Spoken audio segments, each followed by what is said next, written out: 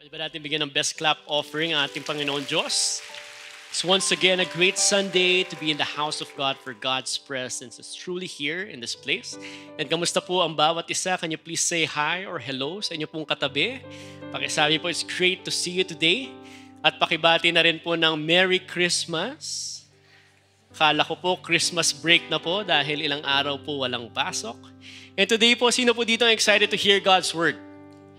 Amen. Sige nga po lahat mo na excited, pumalakpak po para sa ating Panginoon. And I'm also excited to be here to preach to you God's Word. But before that, matanong ko po kayo ngayon, church, sino po dito ay gusto niyo po ng bright future para sa kanyang buhay?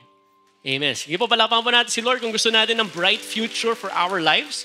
Ako rin po, gusto ko po yan. Siyempre, kaya po tayo nagtatrabaho, kaya po tayo nagsisikap, kaya po tayo nagsisipag because we want a bright future for our lives and for our families. Gusto po natin yung mga plans po natin for 5 years, matutuloy. Yung mga naisip po natin na 10-year plan, 10 years from now, ito yung gusto natin marating. Gusto po natin matutupad yun sa ating buhay. Kaya kung tayo po ngayon ay wala pong plano or wala pa po tayong future na nakikita for ourselves, alam niyo po, nung nanonood po ako ng news, ito na po yung kanilang iniisip. Ito na po yung kanilang pinaplano. Ito na po yung future na nakikita nila. Ako po yung na-amaze dyan. Dahil lang nasa isip na po nila ay yung magiging bahay po nila sa space or sa moon. Pinaplano na po nila yung kanilang lifestyle for the whole world. Wow! Di ba po nakaka-amaze? At nung tinitignan ko po yan, grabe po yung kanilang pag-iisip, grabe po yung kanilang commitment, grabe po yung dedication nila na talagang pinupursue po nila yan na mangyari sa kanilang buhay. Kaya I believe, para po mangyari po yan, kailangan din po nila maging courageous. Dahil matindi po yung funding po niyan, matindi po yung resources na kailangan po dyan, kailangan po na matinding dedication para i-pursue po yan, kaya kailangan nila maging courageous. Kaya po tayo, habang nandito po tayo, wala pa po tayo to the moon, wala pa po tayo sa space, andito pa po tayo sa lupa. And for our church, I believe gusto rin po natin ng bright future para sa ating simbahan. Amen po ba yun? Diba gusto po natin, ito na po yung pinagpipray po natin, iniisip na natin yung ating future home, iniisip na natin yung ating future worship center, paano ba tayo makakapunta or makakaabot sa ating COG Arena. Kaya po yan ang mensahe ng Panginoon para sa atin. That's why we got to be courageous. Kaya today, if you have your Bibles with you, let's open it in 1 Chronicles chapter 28, verse 20. And it says here, "And David said to his son Solomon, Be strong and of good courage, and do it. Do not fear nor be dismayed, for the Lord God, my God, will be with you. He will not leave you nor forsake you until you have finished all the work for the service of the house of the Lord." At bago po tayo magpatuloy, let's all bow our heads and let us pray. Hallelujah, Lord Jesus Christ. Thank you, Lord God, for this beautiful Sunday. Panginoon, we came here for you. We came here for your word. We came here for your presence. And Lord God, we came here, Lord God, for our lives to be changed. I believe, Lord God, may kanya-kanyang kang pangungusap sa mga tao na nandito po ngayon. May kanila silang bit-bit na mga pinagdadaanan sa kanilang buhay. Kaya Lord God, isinasantabi muna namin yung mga bagay na yun. And we came here for you, Panginoon. We came here, Lord God, to focus on you and that we may receive your powerful word, Lord God. Kaya open up our hearts, our minds today. So today, Lord God, we humbly ask for your anointing, your wisdom, and your favor. At ngayon pa lang, Panginoon, we already claim the victory in the name of Jesus Christ. Everybody shout, Amen and Amen. Sige po, palakpakan natin ang ating Panginoong Diyos. So once again, nandito na naman po ako sa buhay po ni King David at saka po ni King Solomon. Hindi po ako makaalis-alis sa kanilang buhay. Kaya po dito po sa passage po na to, ito na po yung moment na talagang ine-entrust na ni David ang lahat kay Solomon. Talagang binibigay niya na lahat ng assignment, lahat ng task, lahat ng resources, lahat ng trabaho, lahat na. Binigay niya na po kay Solomon. Kaya kung ilalagay po natin yung sarili natin in King Solomon's shoes, maisip natin talaga palang ang bigat ng kanyang pinagdadaanan, ang bigat ng challenge that he is facing, ang bigat ng weight on his shoulders. Bakit? Siya na po yung magiging next king of Israel.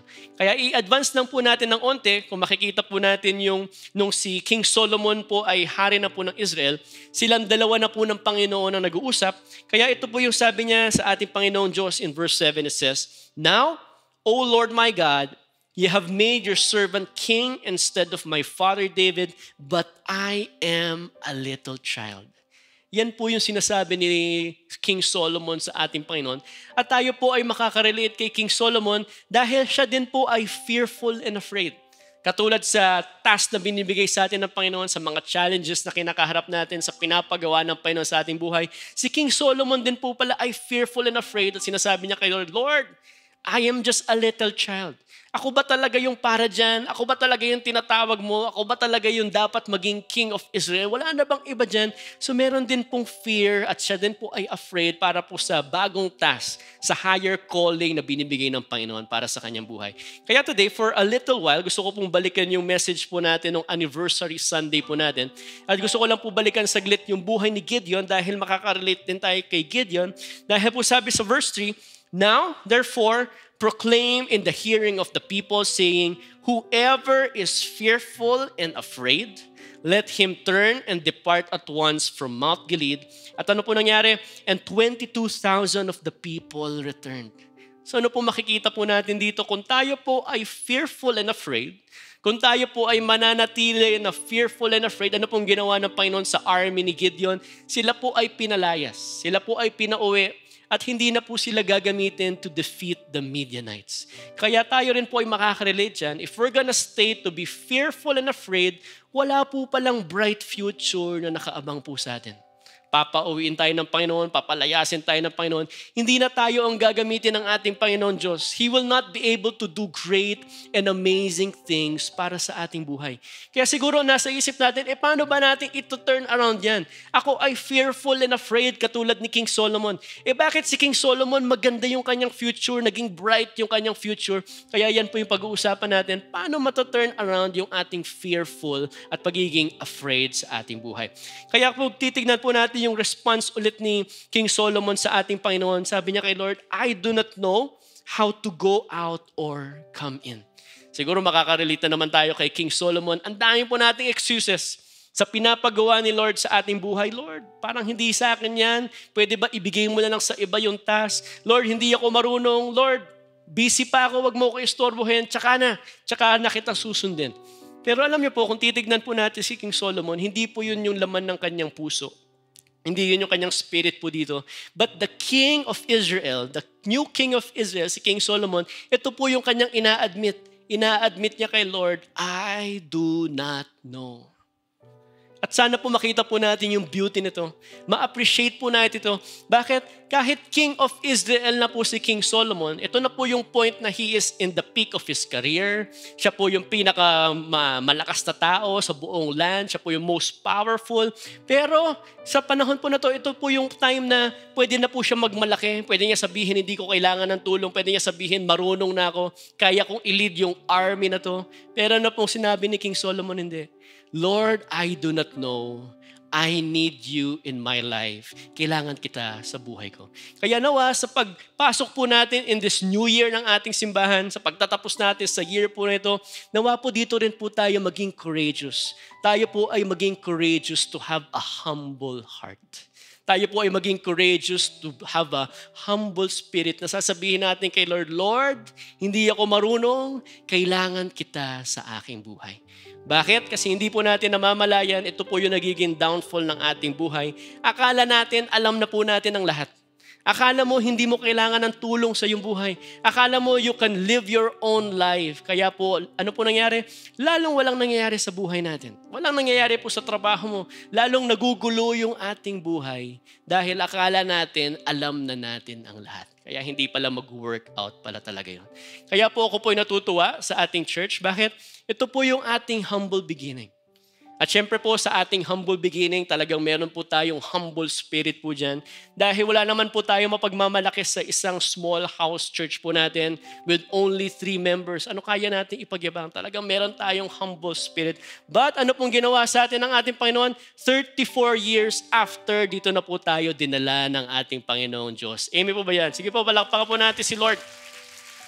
Tayo po ay pinagpala ng ating Panginoon Diyos, tayo po ay blines, tayo po ay pinarami, tayo po ay pinalaki. Ito po yung malaking responsibility na binigay ng ating Panginoon Diyos para sa atin. At dito po ako natutuwa, kahit po ganito na po kalaki yung ating simbahan, nasa sense po natin sa ating congregation, we still have that humble spirit. Kaya pakitapik nga yung katabi mo, sabi mo sa kanya, huwag kang magbabago ha. Kahit tayo po ay pagpalain na ng Panginoon, kahit i-bless pa po tayo in the coming years, kahit dalhin na tayo ni Lord sa bigger arena na nilaan ng Panginoon para sa atin, nawa po tayo pa rin po ay magkakaroon ng humble spirit. Why? Because little did we know, ito pala yung hinahanap ng Panginoon para sa ating buhay. Ito pala yung nagugustuhan ng Panginoon sa ating simbahan. Kaya po sabi sa next verse, that's why, do not fear nor be dismayed, for the Lord God, my God, will be with you. Yung pala yung importante na samahan tayo ng Panginoon. Bakit? Kung tayo po kasi ay mayabang, kung tayo po ay ma-pride, kung akala po natin kaya na natin ng lahat, kung akala po natin hindi na natin kailangan ng tulong, hindi po tayo lalapit sa ating Panginoong Diyos. Well, sa totoo lang, wala tayong kayang ipagyabang sa simbahan na to dahil ang Panginoong Diyos lang po natin ang sumama po sa atin. Kaya tayo nandito. Sige po, palakpakan po natin si Lord. That's why let's continue to walk the humble path. Nawa po kahit tayo po ay marami ng achievement, tayo po ay victorious na, still, we have that humble spirit. Dahil gusto natin, mas importante na samahan tayo ng ating Panginoon Diyos. Kaya napakaganda po nung isang lyrics po sa COG worship po natin. Sabi po doon, when we have Jesus, we have everything. When we have Jesus, we have the victory. At ako po'y naniniwala sa simbahan na to, sa mga sumisimba po dito, kasama po natin yung ating Panginoon Diyos. At hanggat kasama natin yung ating Panginoon Diyos, katagumpayan ang ma-experience natin sa ating buhay. Hallelujah. Bakit po? Kasi malalaman din po natin ngayon sa buhay ni Gideon na ito po yung pinakaayaw kasing mangyari ng ating Panginoon Diyos. Pag tinignan natin in verse 2, and the Lord said to Gideon, the people who are with you are too many for me to give the Midianites into their hands, lest Israel claim glory for itself against me, saying, my own hand has saved me. Yan po yung ayaw ng ating Panginoon Diyos. Na kapag tayo po ay naging champion, tayo po ay naging victorious, tayo po ay pinagpala na ayaw ni Lord na yung pangalan natin ipatataas. Ayaw ni Lord yung pangalan mo yung maitataas. Ayaw ni Lord yung pangalan ng ating simbahan ng matataas. Kaya napakaganda ng ating logo. Ano po nakalagay po doon? We exalt you, Jesus. Dahil po sa lahat ng katagumpayan po natin, si Lord lang ang maitataas sa ating buhay. Amen po ba yun? Sige po, palakpakan natin si Lord. Kaya po para mangyari yun, dadalhin tayo ni Lord in an impossible situation. Sa isang tight spot, sa isang critical spot. At paano po nangyari po yun sa buhay po ni Gideon? Alam po natin, ito po yung pagiging least and weakest ni Gideon. Meron lang po siyang 32,000 men, 32,000 army. At yan po ay binawasan pa ng binawasan ng yung ating Panginoon Diyos. Kaya ang natira na lang po kay Gideon ay 300 men. At ilan po ba yung kalaban ni Gideon? Ang Midianites po ay 135,000. Kaya ganyan po katindi, ganyan po ka-imposible yung laban. Kaya when we put it into perspective, pag tinignan po natin yung ratio and proportion yan, bago po may karapatan mamatay ang isang soldier ni Gideon, kailangan niya muna makapatay po ng 450 enemies. Ganun po kalupit po yan. Ganun po ka-imposible po yan. At pang nangyari po yun, tabla po sila. Ganun po ka-grabe yung kanilang pinagdadaanan ng mga panahon po na yun. Wow! Sila po ay nasa imposibleng situation. But alam po natin yung story, si Gideon po ay nagpatuloy lang, kaya na-experience nila yung victory ng Panginoon for their lives. Kaya kapag tayo po ay nasa impossible situation, ano ba yung kailangan natin gawin? At makikita rin po natin yan sa buhay po ni King Solomon. Sabi po sa verse 9, now, O Lord God, let your promise to David, my father, be established, for you have made me king over a people like the dust of the earth in multitude. Ito rin yung kinakaharap na impossibility ni King Solomon. Lord, ang dami mong tao. Lord, parang milyon-milyon tong ililid ko, milyon-milyon tong i-judge ko, Lord. Sino ba ako? I'm just a little child. Yan yung impossibility na meron si King Solomon. Pero ano po yung heart ni King Solomon? Ano po yung kanyang naging attitude? Sabi niya po dito, sige Lord, in spite of my impossibility, let your will be done in my life. Establish your plans. Establish your will in my life. At sinasabi niya po dito, I am open. Kaya po yan din po yung tinuturo ng Panginoon para sa atin in whatever situation you are going through today. Kung anumang impossibility ang nasa harap mo yon, just be open for God's movement in your lives. At may magandang gagawin ng Panginoon para sa buhay niyo po ngayon. Amen po ba? Sige po, palakpakan natin si Lord. Kaya naalala ko po yung ating Gen Bliss building. Nung nagsimula po yung ating Gen Bliss building, wala po siyang building. Dahil alam po natin yung story po niyan, wala po tayong funding para po sa building po na yan. Kaya ginawa na po natin yung best effort po natin. Tayo po ay nag-fundraising, mga 2008, 2009 po yung year po na yun. At yan po yung inabot ng ating fundraising. Nagawa po natin yung sahig lang po. Yan po umabot po dyan, yung foundation lang po ng building. Kaya impossible, paano maitatayo yung structure? But in spite of that, sila Pastor Anthony, our pastors, our leaders, tayo po ay naging open lang sa anong will ng Panginoon. Kaya tayo po ay nagpatuloy. Tayo po ay nagpabid sa mga companies. Sino bang tutulong sa atin to build the structure of the church? Kaya to cut the long story short, si Kuya Bert po ang nanalo po dyan. Si Kuya Bert po ay hindi po taga COG, siya po ay hindi po Christian, at siya rin po ay halos nagsisimula pa lang din sa kanyang kumpanya. Kaya po nung nanalo po siya, kino-congratulate na po siya, ikaw ang nanalo. At ito na pong pag-uusap po nila ni Pastor Anthony. Congratulations, Kuya Bert, ikaw ang nanalo. Kaya lang, ito na po yung burden. Wala kaming pangbayad sa iyo. Yun po yung situation po nila. Yun po yung dialogue po nila. Kaya si Kuya Bert daw po hindi po alam kung anong mukhang ihaharap, ano pong sasabihin. Kaya sabi niya po dun sa kasama niya po nung araw po na yun, ano ba to, Kuya? Ano ba to, Brad? Gino-good time lang ba tayo ni Pastor? Yun po yung sabi po sa kanila. Kaya sabi po ni Pastor Anthony, hindi Kuya Bert, hindi ka namin gino-good time. Seryoso kami dito. Talagang gusto namin buuin yung building na to. Itong building na to ay proyekto ng Panginoon. Wala lang talaga kaming pera ngayon. Pero sure, kapag yung funds come in sa simbahan, talaga pong magbabayad at magbabayad kami. And true enough, makikita po natin yun for all those years, yung building po natin ay tapos na. And praise the Lord, wala na po tayong utang kay Kuya Bert. Sige po, palakpakan po natin si Lord. Kapag tayo lang din po ay naging open. And on the other side of the story, ano po nangyari kay Kuya Bert? Dahil siya po ay naging open po sa project po na to kahit mukhang imposible na maitayo yung proyekto po na yan. Ano po nangyari sa kanya? Dahil po siya ay open sa pagkilos ng Panginoon. Blessings upon blessings ang nag-umapaw sa kanyang kumpanya. Nakabisita po kami sa kanyang company at pinagmamalaki niya, ang dami niya na daw pong crane na na-establish, na-invest. At sinadya niya po na nakalagay po doon, to God be all the glory. Dahil alam niya, si Lord lang ang nagpala sa kanyang buhay. Sige po, palakpakan natin si Lord. Hindi po Christian yan, hindi po yan taga-COG. Kaya all the more to the members of this church, to the Christians who are here right now, kung pinagpala si Kuya Bert, ikaw din ay kayang pagpalain ng ating Panginoon Diyos. You just need to be courageous, to be open for God's movement. Sa mga moment na akala mo wala ng pag-asa, sa mga moment na akala mong imposible na, sa moment na nasa critical situation ka na, kaya pa palang kumilos ng Panginoon para sa iyong buhay. Kaya ano pong ginawa ni King Solomon nung ready na yung kanyang puso, ready na yung kanyang isip, ready na yung kanyang spirit. Sabi niya po sa verse 10, now, give me wisdom and knowledge. At anong sinasabi dito ni King Solomon? Sige Lord, I accept the challenge. I accept kung anong gusto mong pagawa para sa aking buhay. That I may go out and come in before this people. Yes, I am confirming that I will be here. I'm available. I'm committed. I am confirming, for who can judge this great people of yours? At siya po ay nagsasabit na sa purpose ng Panginoon para sa kanyang buhay. At ngayon po pwede po natin tularan si King Solomon. I believe ang mensahe na to ay para sa iyo. I believe bago ka pumunta sa church po na to, bago pumunta sa service na to, kinakausap ka na ng Panginoon, may deal kayo ng Panginoon, may pinapagawa ang Panginoon para sa iyong buhay. At nawa po gayahin po natin si King Solomon that we will accept it, we will confirm it, and we will submit. Submit to what?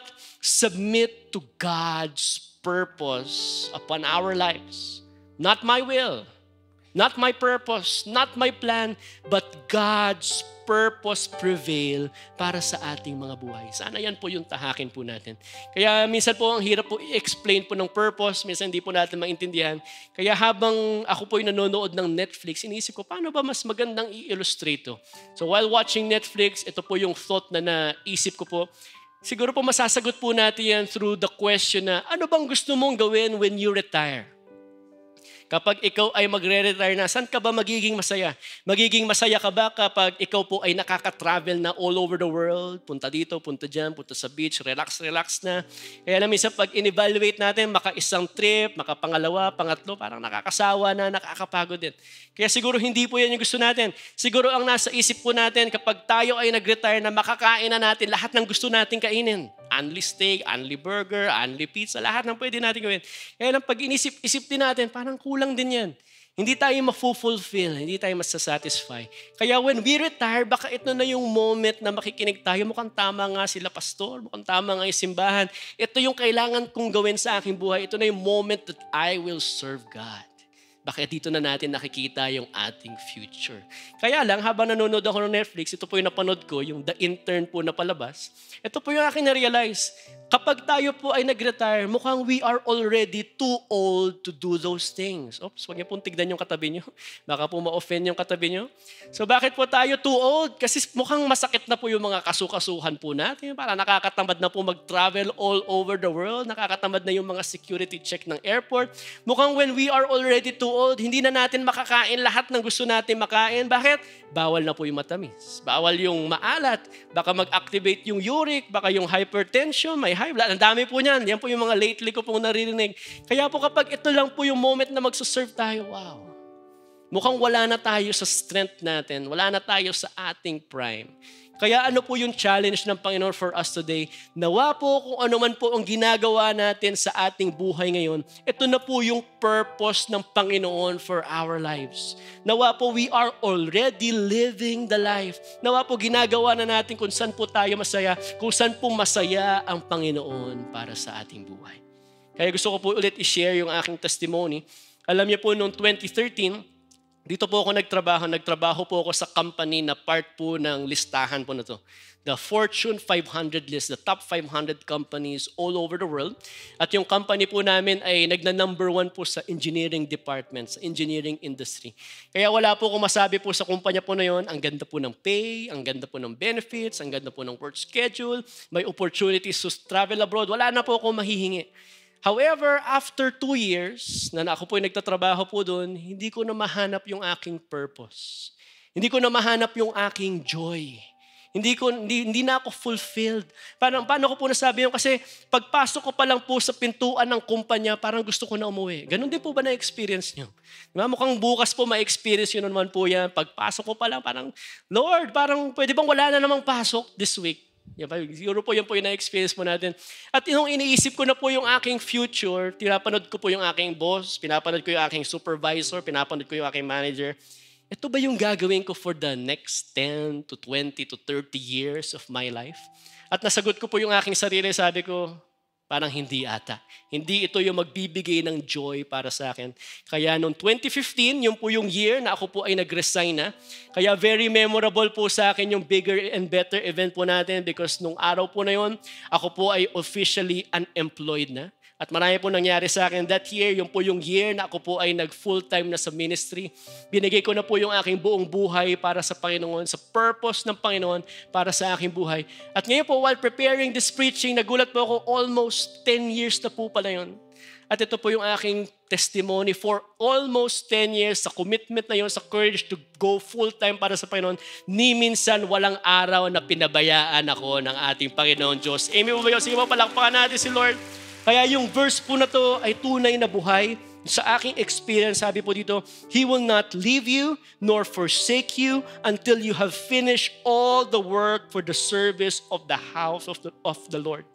Totoo nga po, hindi ako iniwan ng Panginoon, hindi ako pinabayaan ng Panginoon. Joyful ako, everyday excited to go to church, everyday excited to preach God's word, everyday excited makita po yung tao na nandito po ngayon. Wow, this is the life. Because we are living in God's purpose. Kaya yun na-experience ko pong provision, na-experience ko pong protection, yun na-experience ko pong unlimited joy. Hindi ko po ma-explain masyado yung joy po na yun. Kaya kailangan nyo pong ma-experience. Sana tayo po ngayon ay courageous enough to follow through, to obey yung pinapagawang purpose ng Panginoon para sa ating buhay. Why? Because thinking of the arena, alam po natin na medyo mahaba pa yan, medyo matagal pa po yan, matinding funding ang kailangan po niyan. But you know what? Before that arena, more importantly than the building, ano pong kailangan po dyan? We need you. We need the people. We need more leaders. We need more workers. We need more full-time na magko-commit para sa ating Panginoon. Kaya habang wala pa po tayo sa big arena natin, dito muna tayo sa ating mini arena, dito po sa ating Dasma Arena. At bakit po natin pinopromote ngayon po yan? Bakit next year sa Holy Week, dyan po natin gaganapin yung ating YE Conference. Kaya ito po ay open po sa lahat po ng youth na nandito po ngayon. At kung ikaw po ay feeling youth pa rin, pwede ka na rin sumama, makijoin ka na rin dyan on that Holy Week. At sabi po kanina sa announcement, meron na tayong YE app. Please download the YE app at para po tayo po ay makaregister na. At bakit po natin yung ginagawa? Because ako po personally, I am already banking on you. I am already depending on the youth of this church, the next generation of this church. Why? Because we need empowered leaders. Yan ang kailangan natin for a bright future ahead. Kaya lang ano po yung akin napapansin? Mukhang takot po tayo sa empowerment ng Panginoon. Bakit? Kasi alam po natin, kapag na-receive natin yung empowerment ng ating Panginoon Diyos, alam po natin may responsibility yan. Merong accountability yan. Meron pong sacrifices na kailangan natin gawin po yan. Kaya medyo okay lang, sige, hindi ko muna need ang empowerment ng ating Panginoon Diyos. But you know what? Alam ko pong kinakausap ka na ng Panginoon. Nakailang hingi ka na rin ng confirmation mula sa ating Panginoon. And you know what? Today is the day na sasagutin ka na ng Panginoon. And this is God's word for you. God is telling you today, be strong and of good courage and do it. Pakisabi nga yan sa katabi mo, do it. Today is that day. Sa dami ng confirmation na hiningi na po natin, ito na yung araw na pwede mong sundan po yan. That's why be strong and of good courage and do it. Bakit po? Saan po tayo pwede maging courageous? Pwede po tayo maging courageous right now to humble down ourselves before God. And just admit, Lord, di ako marunong. Pero Lord, I am open for your will. I am open for your plan. Lord, let your purpose prevail in my life. At sa kung anumang purpose niya, Lord God, I am ready for your empowerment. That I may have hope for a bright future. Yan po yung hinihingi natin kay Lord para sa buhay natin. Yan yung hinihingi natin kay Lord for this church. Yan yung hinihingi natin kay Lord for this nation. We want a hope for a brighter future. At pwede pala natin ma-experience yan if we're just gonna be strong and of good courage and we're gonna do it. At dito po ako magtatapos. Alam niyo po, this verse has been ringing in my head for the past days. And I believe somebody needs to hear this word today. At ano pong sabi sa salita po ng Panginoon? And we know that all things work together for good. Sino po dito ay gusto niya po mangyari yan sa kanyang buhay?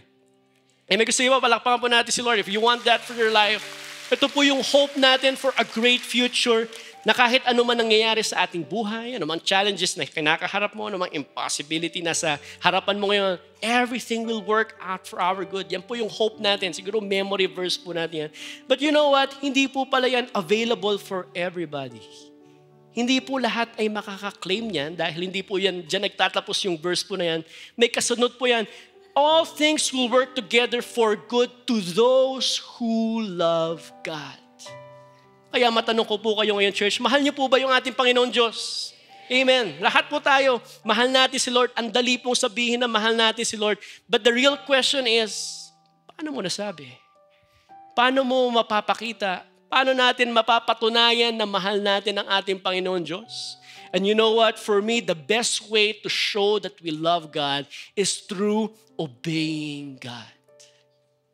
Today is the day of obedience. Today is the day to follow God's commands. Kung ano man ang pinapagawa ng Panginoon para sa iyong buhay, ito na yung araw na tayo po ay susunod para sa ating Panginoon Diyos. At para kanino pa po yung that everything will work out for our good to those who are the called according to God's purpose. Yung iso-surrender niya na yung sarili niyang plano, susurrender mo na yung sarili mong will, surrender mo na yung sarili mong gusto for the greater purpose of God for your life. At ako po'y naniniwala, church, ikaw ang tinawag ng Panginoon. Ikaw ang pinili ng Panginoon. Ikaw ay lumalakad na sa purpose ng Panginoon. That's why all you got to do today is be courageous. At sa pagiging courageous po natin, pwede tayo maging courageous. Bakit? Dahil hindi tayo nag-iisa. Kasama natin yung ating buhay na Diyos sa ating buhay. Sige po, palakpakan po natin si Lord. Kaya today, church, ito na ba yung araw na sinasabi mo, ayoko na maging fearful and afraid. Ayoko na haharapin ko na naman yung new week na takot na naman ako. Dami kong anxiety attack, dami kong panic attack, nagde-depress na naman ako. Ayoko na nun. I don't want to be fearful and afraid anymore. Kaya today, church, is this the day that you want to be courageous for our God? Kaya kung ito yung araw na gusto mo na maging courageous, pwede ka ba ngayon tumayo from your seats? If that person is you, hallelujah. At sa pagtayo mo ngayon, pwede mo ba itaas yung dalawang kamay mo para sa ating Panginoon Diyos? And today, with full faith, with conviction, we surrender our plans to God. We surrender our lives to the Lord. Not our will anymore, Panginoon, but your will be done in our lives. Your purpose prevail in our lives. Kaya today, Lord God, see our hands. This is your army. And allow us to be courageous for you, Jesus.